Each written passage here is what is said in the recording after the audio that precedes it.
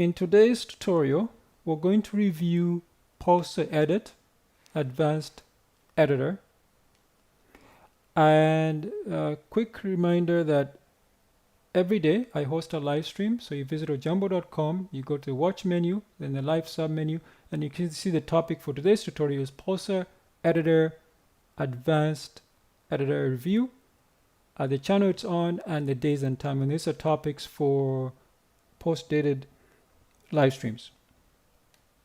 Each of those topics or articles will have a little snippet at the top. It will tell you the exact day and time. It's always going to be Eastern time for the live stream. You're free to ask questions about programming and lifestyle. And where you can request those are this link here. You click on this, it will take you to the channel. You log in, then you can, during the live chat, you can obviously post your requests there. Otherwise, you can post them in the comments. I can reply at some other time. If you don't want to do that, you can simply watch the video, or you can also watch the video embedded in this article. When we scroll down, I'll show you the video. Also, be sure to subscribe, like, follow, and leave comments for more frequent content. Okay, let's continue. So Pulsar Edit is an open source text editor for modern development. What it will do is that it will, it's a free open source text editor designed for developers, writers, and anyone who works with code. You might seem familiar if you've been around for a while. It's a community-driven continuation of Atom. Atom was a very popular text editor that was originally developed by GitHub. GitHub did sunset it in 2022. So the community stepped up and it's keeping that spirit alive with Pulsar. Okay, so basically it retains everything developers loved about Atom: the flexibility, the theming, robust plugin ecosystem, and deep customizability. It also provides, introduces modern updates, active maintenance, and community governance. So as usual, you can hack it because it's the core UI is made for JavaScript, HTML, and CSS. So if you are HTML5 developer, you'll be able to contribute, even make your own packages. So a lot of packages are still compatible with Pulsar, whether you need like Git integration, markdown previews, syntax highlighting, and language-specific tools. So like for me, I'm mostly a PHP developer. I do some SQL programming as well on the side, and obviously some Python. So something like this would work extremely well for me. And it's also cross-platform. That's Windows, Mac OS, and Linux. And then, it's community-driven. So it's not run by a corporation. It's managed by volunteers and contributors worldwide. So it's decentralized. You get updates. It fixes, obviously, bugs, performance improvements with the current standards to address all the issues. And why use it? Well, for example, one of the most popular editors at the time of this recording in 2025 is VS Code. There's also Sublime, JetBrains, IDEs. So it's for developers who prefer a lightweight editor over full IDEs and want deep customization without a learning curve and miss the simplicity and beauty of Atom. And obviously they appreciate open source. So I'll give you an example. I use NetBeans because it's an IDE. Sometimes it's a little bit heavy. That's why I also use Guinea. And after seeing some of my other tools, I just use a plain text editor. There are times when all of them, each of them work. So Atom could actually replace a lot of those, some of those text editors and the IDE as well. And also, I do love the command line. One reason I stick with NetBeans, it does have a really nice command line. Actually, it's even better than the one built into Guinea, so that's another reason. So you can get it at pulsar-edit.dev. Let's actually go to that site here. As you can see here, it's a community-led hyper-hackable text editor. This is where you can download it. So we'll go to the download. There's documentation as well. So let's go to the download, and you can see here they also have rolling and regular releases. And obviously I'm in Linux, so as you can see here, I can get the dev for Debian type systems, or RPM for Fedora, Red Hat Linux type systems. I can just get the app image, or I can just get the tar file. And then obviously they also have ARM64 based ones, same package formats as well. And then they also have here is if you have Mac OS or if you're on Windows. And this was the I'm guessing. These are the rolling releases, but the same thing for the regular releases. So I would recommend getting a regular release unless you are, just testing things out and you want the latest, greatest. So obviously you can get one of the rolling releases. Okay, now with that said, you can basically tweak the coffee file and the style, which is a less. That's a CSS preprocessor or compiler, and then all the UI to your heart's content.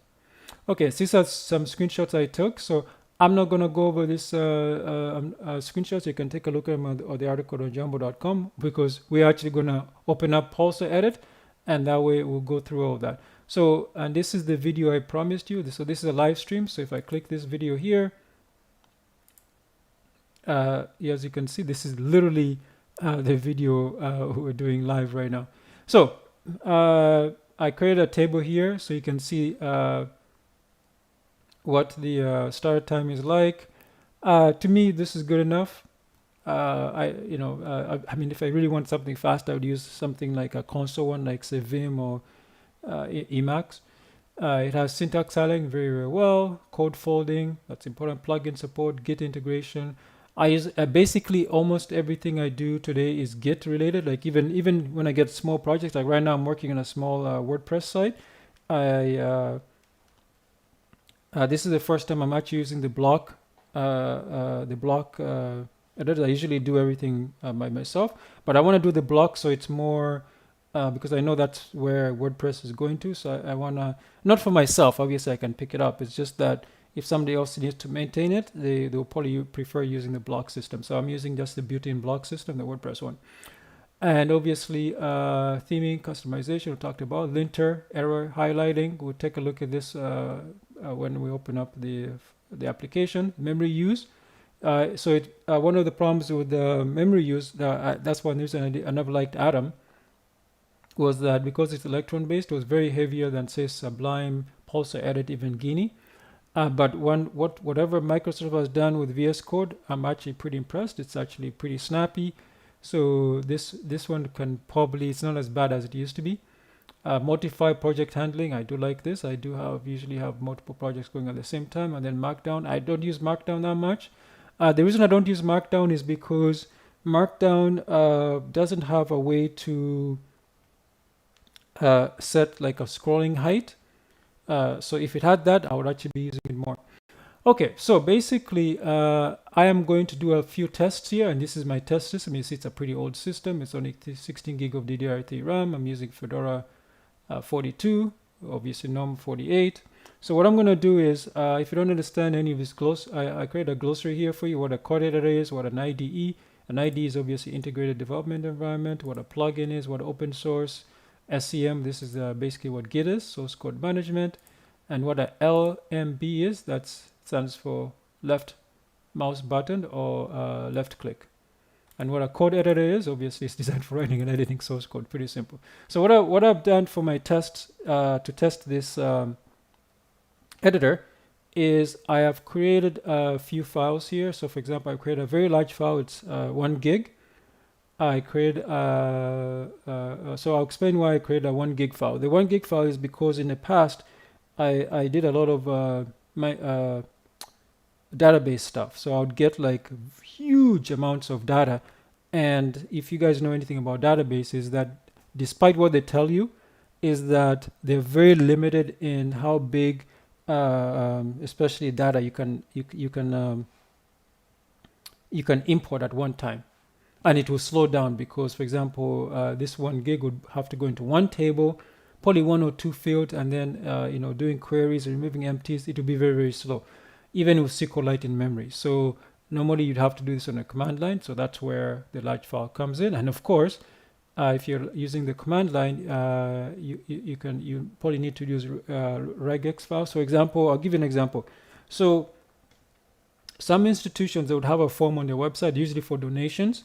So the problem is if somebody clicked the thing twice, 2 or 3 times, what would happen is it would send the submission 3 or 4 times.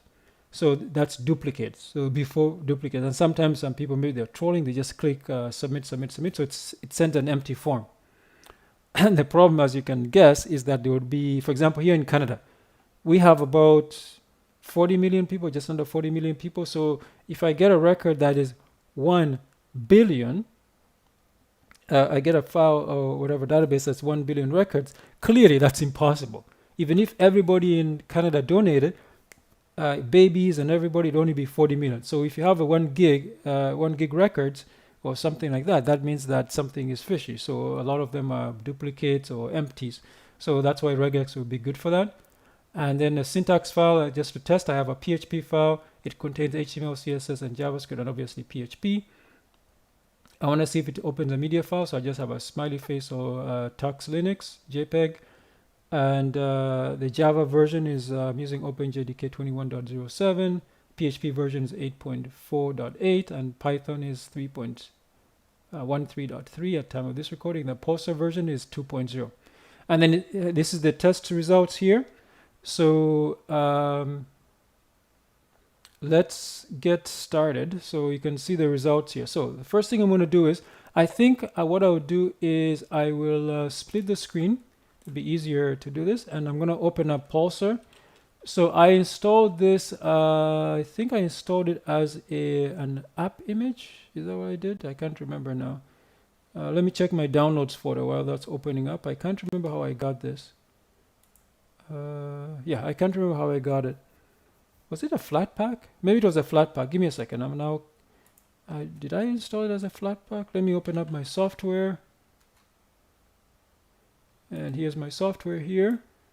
Let's search for Pulsar.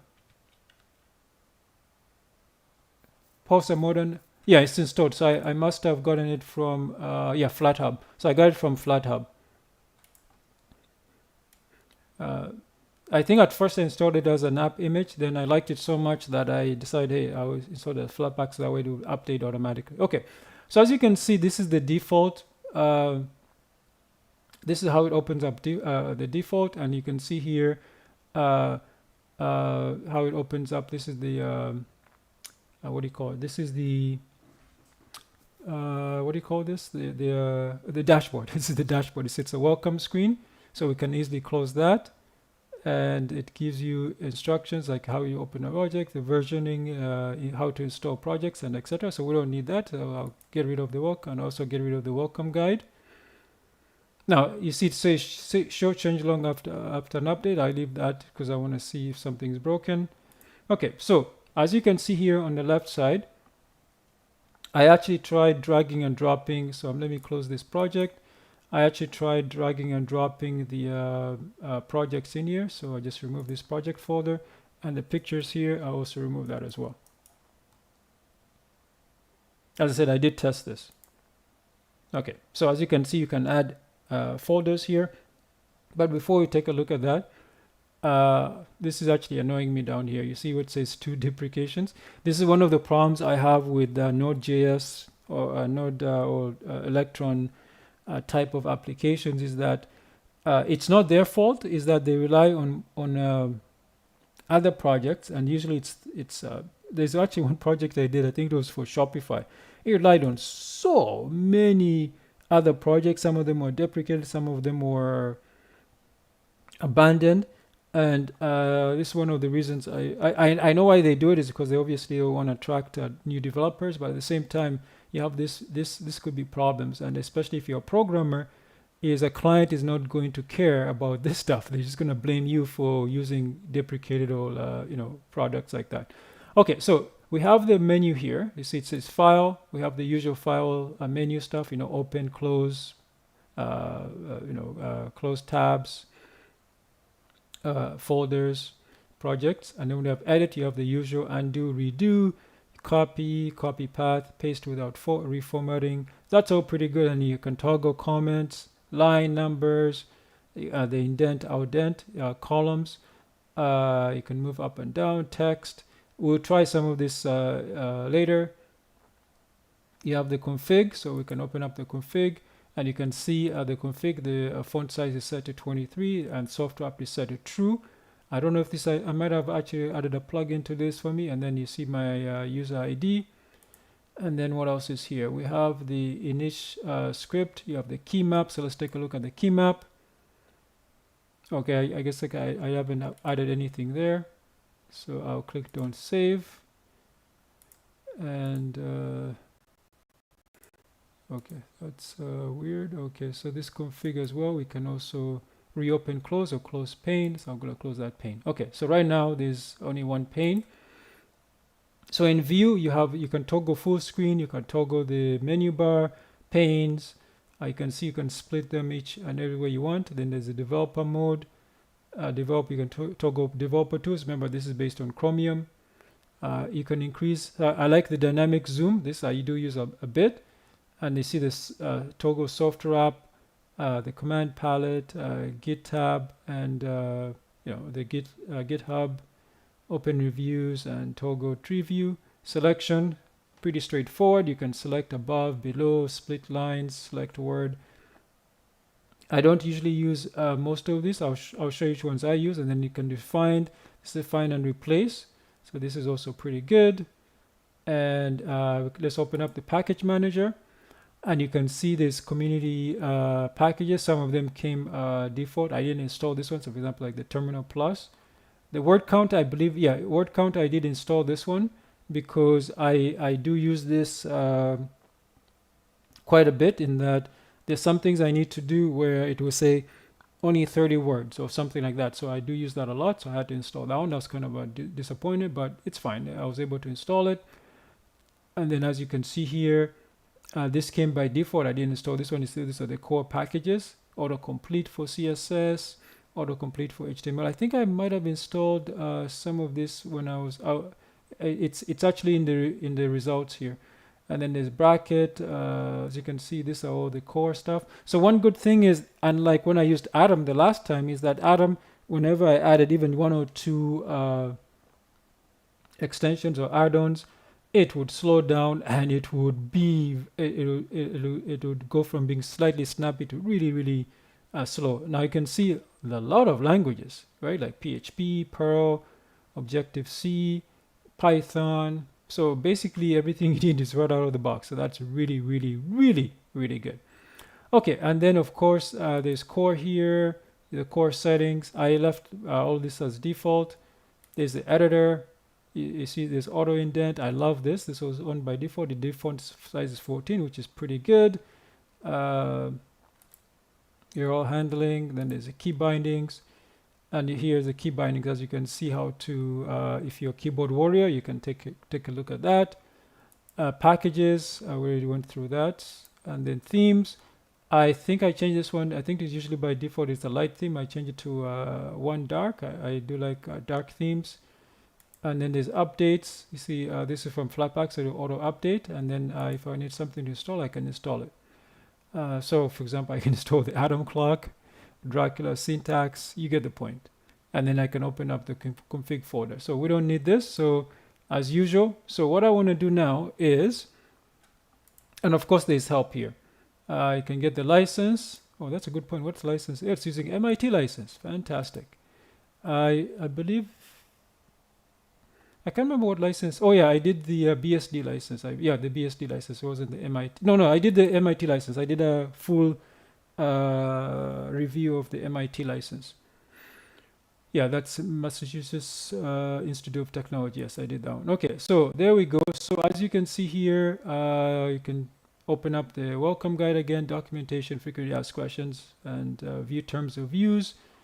And you can see the packages here. You can open up the package manager, and all these are the ones I said I only installed, I believe this one, the word counter, and everything else was built right in. And even in the Flatpak. Okay, with that out of the way, let's get started here with the testing. It's talked way too much, almost 20 minutes. Okay, so as you can see, I have some testing things I want to do. So the first thing I tested was the theme is native. So as I said, I changed it to the dark theme. I'm not going to change it to the light theme. You can, as you can see here, it's perfect. Now, next thing we want to do is we're going to drag and drop a text file into the editor. let's see if it opens into a new tab. So as you can see here, so I'm gonna grab this one, the regex file. So if I open it up, oops, let's see, come on. Okay, there we go. So it opens up in a new tab. I believe every editor basically does that. So let's close this license. Yeah, so that's fine. Close it. Okay, so dragging and dropping works. You can also drag it and drop in different locations. I'll give you an example. So if I drag this in here, and let's say I want to drag this at the beginning. So I can do that. So I'll use Java file and I'll grab it and put it in the beginning. It actually does work. Let me actually... Okay, I think, okay, so let me open up another one. It does work. It's just that I don't like working on a smaller screen. Yeah, oops, that didn't work that time, but I know it does. For example, if I want to drag it to the middle here, I'm a little bit impatient because I said I don't like working on small screens, but it does work. You can see there, I'm not allowed to drag it there. I can drag it here, but it does work. I did test it. I think maybe also because OBS is taking up too much already, but it does work. If I split this, let me try to split this. Here we go. So let's say I want to drag it to this first one. I think I click it first. Can I drag it here now? Yeah, there we go. You see, it does drag in position. But I said I did do some... it does work. It's not wonky or anything. I think it's because OBS is taking up a lot of my... something is with OBS. It does work. So I got one. So here we go. This file... This one here, I'll go to properties, and just to show you, I want to show you some. See, it's 1 gig. It's a very large file. So if I open it in here, you see it gives us a warning. It says Pulsar will be unresponsive to loading a very large files. Do you want to load this data? So I'm going to proceed. And let's see what happens. So it did warn us, which is good. And then you see, it actually opened up the file. So this is fantastic. And you see, it didn't take too long to open up the file. This is actually pretty good for a text editor, which has a GUI, especially it's based on Chromium. So that's fantastic. Now I'm going to close this. Okay, so where are we here? So yeah, so it's possible to open a very large file. So we got a 1.0. Now, can multiple documents in multiple tabs? So I'm going to grab this regex, this one, and just drag them. Yeah, see, it opened them up 1, 2, 3. It opened them up in here. So that one also worked. Okay, so that's fine. Now, multiple editors can be opened as new tabs with drag options. So let's do that. The exact same thing we've just done before. Okay, so what it means by multiple editors is that as new tabs with drag options. So for example, this one, if I don't like it here, I can drag it into here. You see that? Or I can drag it into here. And then if I so then I can drag it if I want to see. I dragged it down here, so it can also be here. So then I can open others. Like for example, if I want to open up this Python file and I want to put it in this position. Yeah, there we go. So I can put it in. That's what I meant by you can position it where you want. So you see, you're able to do that. Okay. Now, what else can we do? Can you open non-project files by dragging the folder? Yes, you can do that as well, and I'll prove it to you. So let's close all this. Actually, you know what? I'm going to leave this to here and open up the others. So you see there's no project folders. You can click on add, but you can also drag and drop. So what I'm going to do is I'm going to go to the tutorial here. And I believe I have a folder here. We should have something, WordPress. So this WordPress one. So I'm going to drag the WordPress and just dump it in here. You see, then in WordPress, it has the Docker file in here. It has this, and this. So this could be a project. So I do like that feature. Pulsar edit is where we are. So as you can see, that works extremely well. Let's continue. Soft wrap. soft wrap is clearly enabled. I said I showed that to you. For example, if you read this, it says the WP config file creation script uses this file. So you see line 5, line 6. So that's called soft wrap. So as you can see, soft wrap does work. If you're still confused, let me explain again. So if I make this bigger, you can see this file is now on the one line. So that's what's called soft wrap. Now, if you didn't know, now you know. Okay, and I said before there's word count. So I said this is a feature I do use. So I had to enable it by a plugin, but one of the problems with word count, and I'll explain that to you. So for example, if I select this, it's 1, 2, 3, 4, 5, 6. So this is 6 words. And you can see by default, it's telling me that it's one line, which is true, and it's 48 characters. That's fine, but it doesn't tell me how many words I have. Or maybe it does. 1, 2, 3, 4, 5, 6. I thought this was it. So it doesn't tell me how many. It tells me it's on line 9. That's fantastic, but it doesn't tell me how many words. So what you have to do is, normally you can select the parts you want. For example, like if I don't know how many words are here, I have to count it again. 1, 2, 3, 4, 5, 6. Okay, 6 words. So I go to, you see here, I can toggle the word counter. So I'll toggle it. And it tells me that it's 435 words. That's clearly wrong, right? So the problem with this word counter, it counts the words for all the entire document. But I said I just want the selection. So for example, when I was a kid, I would have instances where I would have to write something, and I would say, hey, only 10 words per sentence, or only 10 words per line, or something like that. So I mean, it's no longer relevant today, but you know, I said it's a feature that I do use. There are reasons I do that. For example, when I write my books, I have to pick a certain amount of I have to set the boundaries, the top margin, left margin, right, and bottom. So I'm kind of limited because I don't. No, it's not by space. Well, technically yes, but I'm saying is that I try to fit everything on one page. I'll have to limit how much words I put on a line, just visually as well. So the things like that are important. Okay, so the other thing next is go to line. So for example, I'm on line 9 now. Let's say I want to jump to line 29. Okay, so it's Control G. If you're on a Mac system, basically replace Control with Command. So for example, here I say Control G. I forgot one line number I wanted to go to, so I'll just say 33.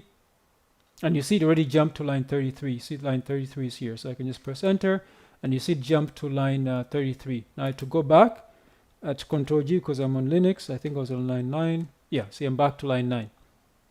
And you saw how smooth that was? That is actually probably the best line jump I've ever seen. Like, I've used a lot of text editors, IDEs. That is pretty smooth and very, very nice. Even better than a web browser. That's amazing. Okay, then you can also indent. Indentation is also there. So in order to show you indentation, I have this PHP file here. And as you can see, it's indented. I believe I used tab. So for example, if I want to add something here, I can say like table, and you can see it automatically indented. Table, and you see it also automatically indented.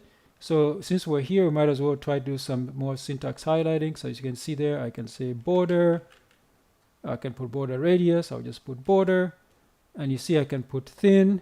I'll just say thin, border thin, right? So syntax highlighting obviously for CSS does work. Okay. Fonts can be dynamically scaled. I can't remember, is it Control? Oh yeah, it's Control. I'm holding down Control. I guess that will be Command if you're on Mac OS. You can see you can dynamically scale. I like that. For example, one of the problems with Guinea is that you have to hold down Control and press another key, or you have to Shift. So I like it simple like that. So that's not a big deal. So that works. Okay, so we are number 13 now. Find and replace. So let's say I want to replace the word table with something else. That's pretty simple. So usually it's Control F or Command F. You can see it says find and replace. So if I just want to find, I'll just type the word table, and you see there it found it, tab. Then I say table. So it already found it. If I wanted to replace it, I can replace it. For example, if I want to replace it with the word div, I can do that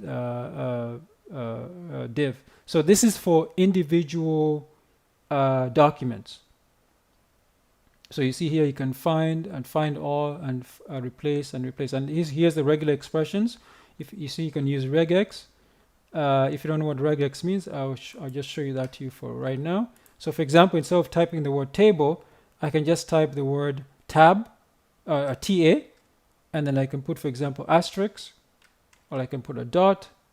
Oh, it's not working. I forgot to, okay, so I forgot to enable it. So I have to enable that.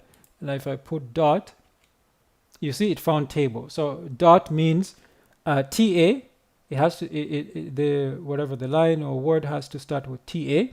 And then the dot means any character or a bunch of characters, no matter how many they are. And then it ends with LE. So that's that. Asterisk should technically also work. Okay, asterisk does not work, but dot does work. So usually it's that, dot, and yeah, there we go.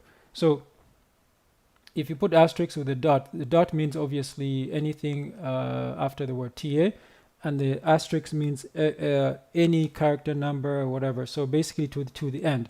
So that's why, for example, here you see TA, and then it went all the way to LE. Obviously, as you can see here, there's an LE here under scale. So that's another way. So that's regex. So obviously regex does work. This is not a regex tutorial. So and then you can close it here. I believe escape should also work. That's usually the standard. Yeah, escape also works. So you can press escape. Now for what I've done, obviously you can do a Command F for if you're on a Mac system. That's why I put a slash there.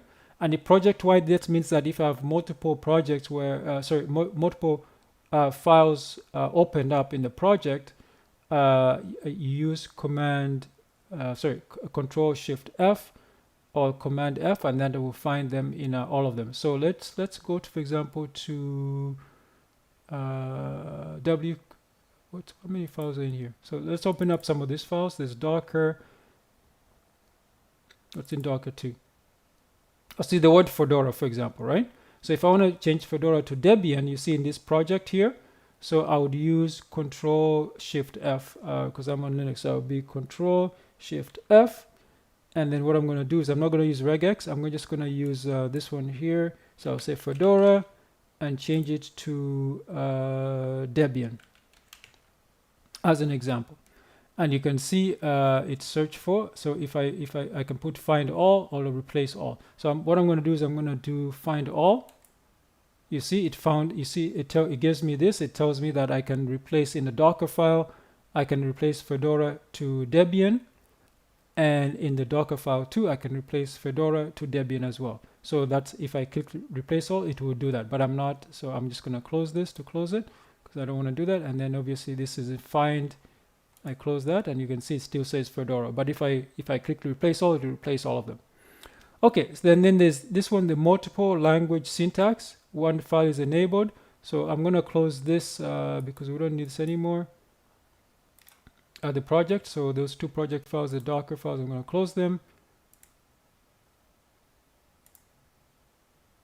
Okay, and this PHP file is important because that's what I meant by multiple language syntax. So this is a PHP file. So it's syntax.php. In this file, we have HTML, and you see it did the correct syntax highlighting for HTML. There's HTML, there's CSS, and the style tag here. It also syntax properly. There's JavaScript. You see JavaScript, it did it pretty well. And then there's some PHP here as well. For example, here you see it says echo, just an echo because it's a PHP file. This will be picked up as well. So you see this is what I mean by multiple language syntax. So in one file you have multiple languages, and then in one file, and you see it picked up properly. That's why you got a perfect score here. And then we have code folding marks for markup languages like HTML. So for example here, let's look at this script. The script is easy to look at here. You see this script file on line 27. It says script, the starting script tag, and then it ends here on line 32. So here, if I put my mouse over the line number, you see here, if I click this little arrow, down arrow, you see then it folds it. And I should be able to do the same for the style as well. Yeah, you see that? That's called code folding from the markup languages. It also works for PHP. So for example, I don't know if I have a Java file here. So you see this Java, you see this is a Java file. Oh no, I said PHP, but this is the one that's open. So you can see I can do the same thing with Java as well. And you see it has, this is strictly a Java file, but you can see it has a perfect syntax, including the comments and everything as well. Okay. Now, one thing here is I wanted to do a rectangular block per column. This does not work. I'm pretty sure there's a way you can get it to work probably with a plugin, but I was looking at this as a built-in replacement because, for example, when I load up NetBeans, this will work out of the box, and I'm going to prove it to you. So I'm going to open up NetBeans. It also works in Guinea, but I'm going to open up NetBeans first. I'm actually using NetBeans 26. Guys, let me know if I should do a review of that one. Okay, so okay, here's NetBeans. I'm gonna drag and drop one of these files. It doesn't matter which one. So I'll drag, yeah, let's drag the regex file. So you see here. Now, if I enable this one here, it's called. Let me see what the name is. Come on, tell me the name. See, it's called rectangular selection. Control-Shift-R. This is NetBeans.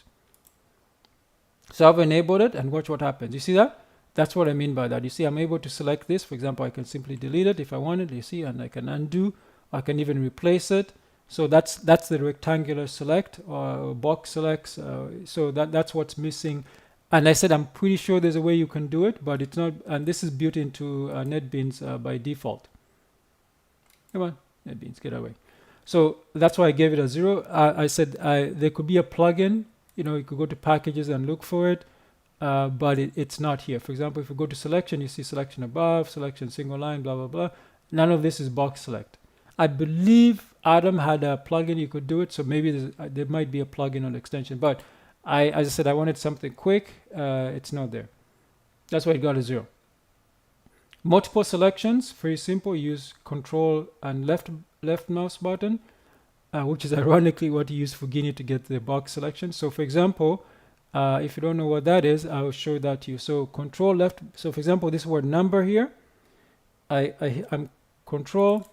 I've selected it, and I can select this one here, message. You see, I've selected both of them. That's what's called multiple selection. And you see those two selected, I can change them.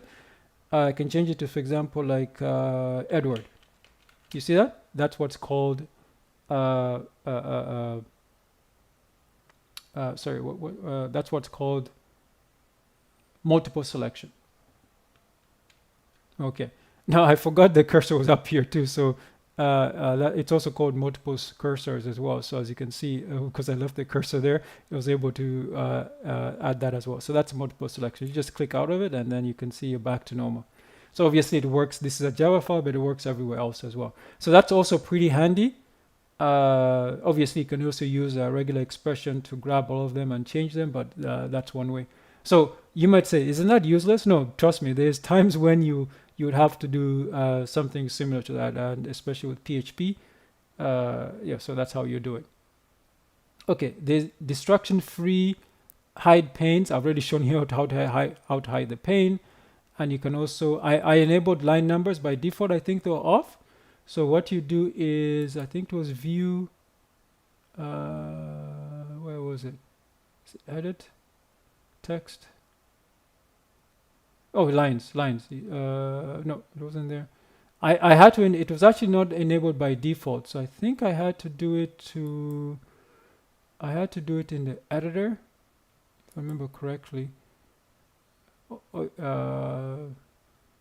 Here's where you can change the font size, line height. It was actually, oh yeah, show line numbers. Yeah, by default was off, so I enabled it. And here's where you enable the soft wrap as well. Okay, Let's continue. Distraction free. I've already shown you that. You can remove as many stuff as you want. And if you go to view here as well, you can also toggle full screen, toggle menu bar, and you see you can toggle them all from here as well. And toggle tree view. And the file manager, I already showed you this. For example, here in this WordPress project, for example, if I right click, you can see I can create a new folder, I can create a new file, all in that project. You can also add a project folder. So the file manager there is working extremely well. That's why I got a 1.0. Now, finally, the terminal was not integrated, but I had to enable it as a plugin. So I go to packages here, and it's called Terminal Plus. I'm going to toggle it, and you can see here where the terminal. For example, I can say what is going on? It's not working. No. Oh, full screen. No, I don't want to insert text. It was working when I actually. Does it have to click a plus here? No, there's two of them. None of them are working. They do work. I did actually. I did actually test this. They do work. I don't know why it's not working. It could be OBS, but they do work. I mean, it does work. Sorry, I should say that. Okay, so how do I close this? Close. And this one is also, can you change the color? Green. Well, that's only for this guy. So you can also rename it. Yeah, but it does work.